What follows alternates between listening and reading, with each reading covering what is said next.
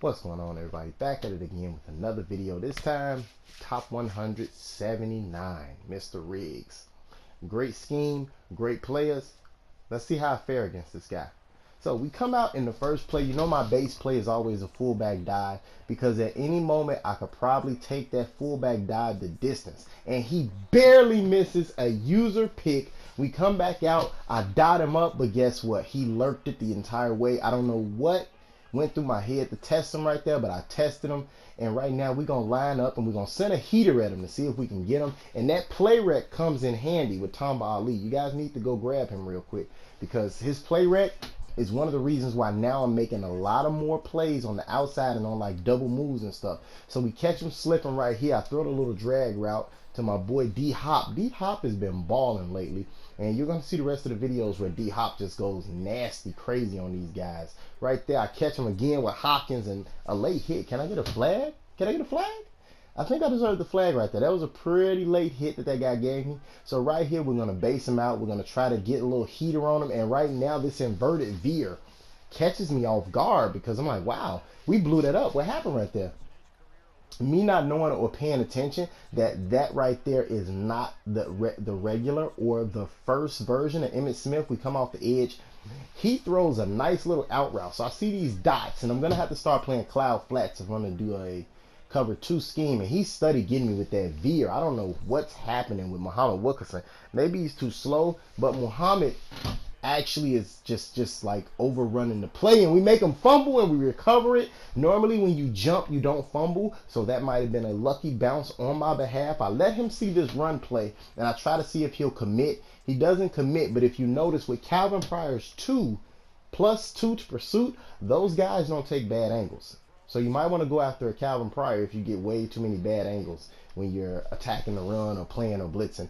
And I have no idea why that animation, I got 2 animations out of that. I don't know why. And that was a bad pass, but we got a great animation out of it. So now we come back out, and I'm going to see if I can test him. Can I see if his user is on point? So what he does, he jumps the X route. He jumps the fly in the middle of the field, which gives me time to throw the underneath route. So now we come back out with our base play, halfback wheel, and I dot him up over the middle because he's so worried about me going back to that halfback. I dot him up again. I'm not going to abuse that play. You don't want to abuse that little spot right there because if you start abusing it, he'll start jumping it. So you don't want him to jump it. You want to just use it to get you a little bit of space. So right now we use the 4-4 split blitz, and what it does is blowing up all of his little nice little read option plays. And you can see right here I blowed it up again. I don't want that to become a problem because once he starts getting that read option off, he will definitely start doing play actions and attacking you deep. So you want to get him out of that. I want to scare him out of that, which right now I'm taking a chance and I'm shooting gaps and I'm knocking him back. So right now, if he does it, Tamba Ali will come off the edge and knock his head off, which he gets picked up. He overthrows the ball. Let's go, let's go, let's go. We have him where we want him. Can we get another, and can we get him? Can we get him? And he throws the out route again, but that time I was there in time to strip instead of playing the ball. If you ever get an animation where the guy's just sitting there, go for the strip when he catches it, because if you go for the strip, you can pull the ball out even though he's caught it. So that's a good little tip for you guys. Don't go for the tackle, go for the strip. And this inverted veer is really starting to annoy me right now. I'm like, oh man, if he can get any type of like time with it, or if he gets the right blocking setup, that play might become a problem. So now I have to find a way to just get him out of that, to stop doing it. So right now we come back out. He chucks it. I have no idea how he managed to get that ball in that small space. I know the QB dive is coming, so who cares? I got him. We come back out. 3rd down. He's locked me up, and what do? I make a nice play over the middle to Mike Thomas, who's been balling, and right now we have nothing going, so I chuck it, and guess what? I don't know who that is, Willie Brown, Mel Blunt, but he was balling out there. And that guy got a lot of favoritism when it came to the animations out there. And right there, Tamba Ali blows it up, but guess what? He runs over not 1, not 2, not 3, but 4 of my defenders and takes it the distance. That Emmitt Smith is going to be a problem. We're going to have to adjust to that. We're going to have to adjust. I'm going to stop I'm going to stop playing the pass and see if I can get those guys to ball out. And right now we get them with a possessive catch over the middle. D-hop, ball's outrageous. Right now I'm just pressing. I don't want to give him the ball. For some strange reason, I go for it here, and guess what? We don't get an animation, which I'm not shocked about. But I'm going to set up a little screamer or some heat off the edge and see what I can get him to do, see if I can confuse him. And we get him, smack him in the backfield. Always remember, that's a key to success. Have a screamer that gets there. And he comes back out. Oh my God. And I'm still committing to the pass. I need to stop committing to the pass. So right now, I start taking a different look at this play. And I'm no longer going to commit to the pass. I'm just going to play. And these guys aren't going to be in the zones or the areas that they need to be because they're sitting and waiting for this guy to do this little read option. So now we trail him up the field. He gets knocked on his back by Tamba. Let's go. My ball, first down.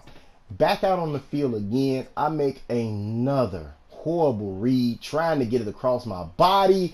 And Mel Blunt, Willie Brown, I don't know who it is, I don't care, but he's getting a lot of like favoritism with the animations. So now I don't commit to the pass, and watch what happens. We blow him up in the backfield. Guess what? There was not a fumble. He gets it overturned. We come back out. Boom! This is what happens when you don't commit to the pass. This is what he wanted.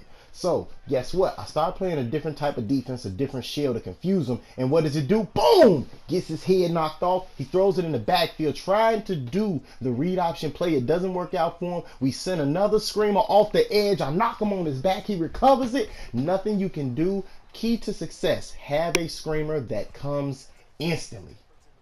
Don't milk it for all it's worth. Oh! And for some strange reason, EA marks me down on a pick six. EA marks me down on a pick six, you guys.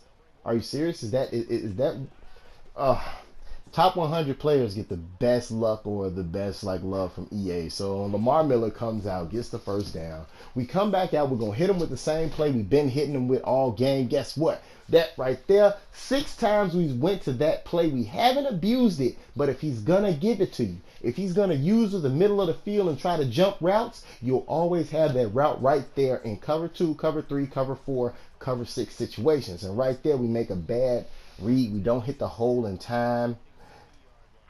I'm trying to figure out what to do, but I go back to Old Faithful, the fullback dive, and what happens? We see the green, and green means go. I hit all the gaps, the block set up. If that was a running back, I would have been able to cut back to the inside. We inside zone him right here because I'm expecting him to crash hard with that safety. And guess what happens? He crashes hard with the safety. I can't get in the end zone with the jump animation. Good thing, because at least we burn 5 more seconds off the clock with the toss play. Touchdown. Let's go, Derrick Henry. Come back out again. He's going to come out and do a lot of flip-flops and tosses. He tries to get us again with this little heavy run formation. I don't go into a pass situation, into a full-blown prevent defense like he expected. He chucks it. Thanks to the play wreck, Marcus Peters hangs with him and gets a little stumble animation. We can make a play right here.